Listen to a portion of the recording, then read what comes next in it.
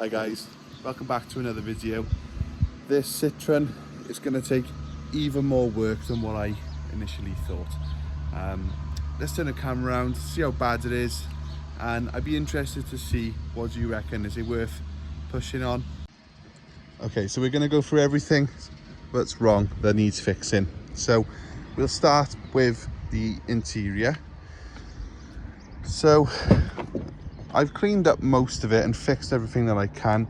So the door handles that would be repaired, they were all snapped. The door handle over there has been fixed. It's been cleaned thoroughly, but obviously we got a hole in the floor by there, which is not really structural. It's just the mat's damaged, so that needs to be fixed. The seats broke here. Not the end of the world really for a works van, but that's pretty much the interior.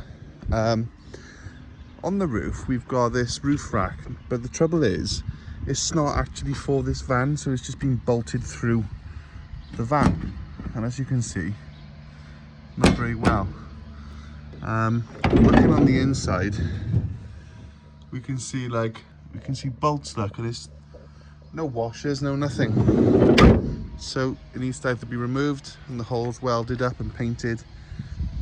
I could double down on it and just fit it properly, but I don't know how I feel about that. Roof flexing under the weight.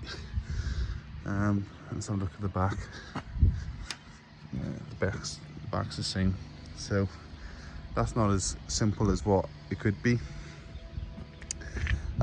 Looking at the wheels, so here we got a tyre that keeps going flat on the rear right, and if we come around this side we can see a little duck. But on this side we can see there's a wheel nut missing. Now I've looked in the receipts that come with the van, and apparently the thread is actually stripped on the hub, and the garage recommended a new hub assembly, so the whole hub's gonna have to be changed, which is obviously not the best job in the world. Whilst we're around here, we have got a cosmetic problem here that needs to be sort of touched up, and then they've replaced the wing at some point, but I can see what's happened. They've had someone grind the paint off and then they've painted it white, but as they've ground, it's a black panel originally, they've ground through the galvanized layer, so it's rusting, so that wing needs to be changed.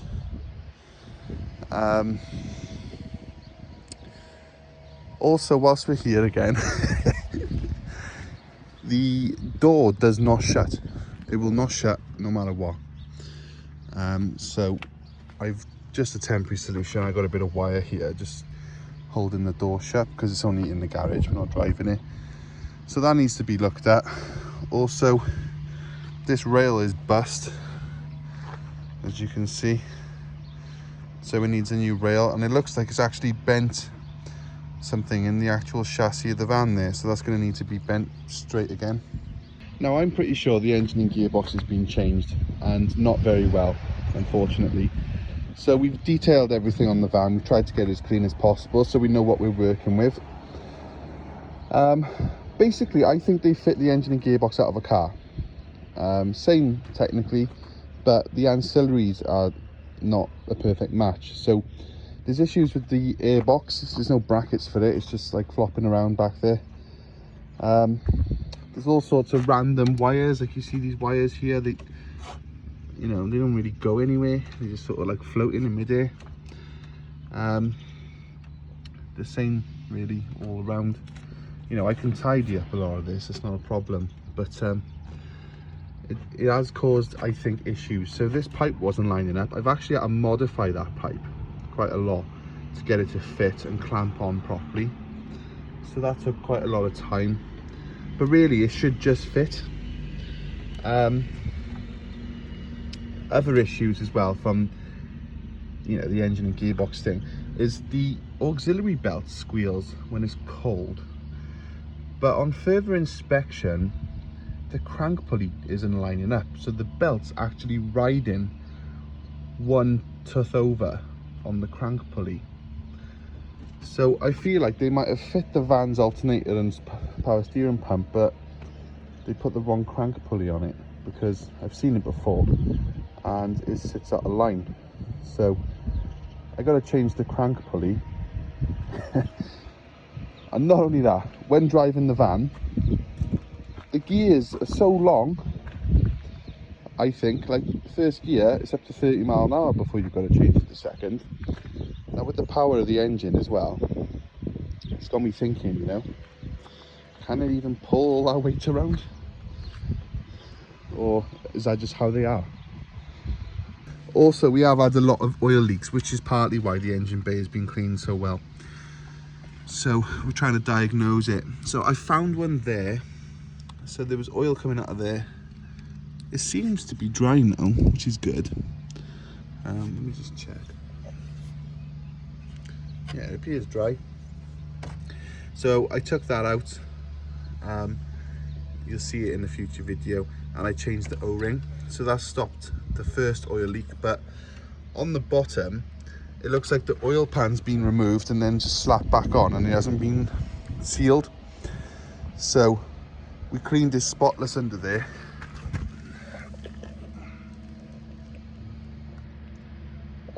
And as you can see, it's nice and clean, but there's like an oily film on the gasket joins. So I'm gonna have to take off the sump and probably the lower cradle of the engine, reseal it and re-torque it all back up, because if we look in the garage, although I have already fixed some of the oil leaks, it's still, this is only a day's worth of oil. It's just leaking oil constantly everywhere. So I've had to order some professional, like factory grade silicone. I think if you buy the cheap stuff from like Halfords, £3 a tube, it doesn't have the same sort of resistance as the Loctite stuff. So, you know, it's a bit more expensive, 21 quid a tube, but I don't really want to be doing it again. So I bought that. So I'm going to take all that off soon, get that done. Whilst I've got to take all the sump and the bottom cradle off the engine, all the oil's going to be drained, so I might as well service it whilst I'm there with no oil. So oil and filter, and then it doesn't stop. We've got general covers missing, the door handles still need to be fixed. So we have got quite a lot of problems. The bumper, look, I suppose it depends how far do you want to take it, you know. I think if I can do 90% of the work, it's never going to be a minter, but if I can just get it running, looking somewhat clean and reliable, I think I'll be happy with that.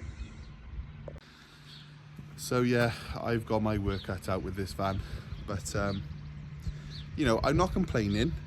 I'm just saying I'm accepting how much work is involved, and the excitement's worn off now, and we got to get stuck in.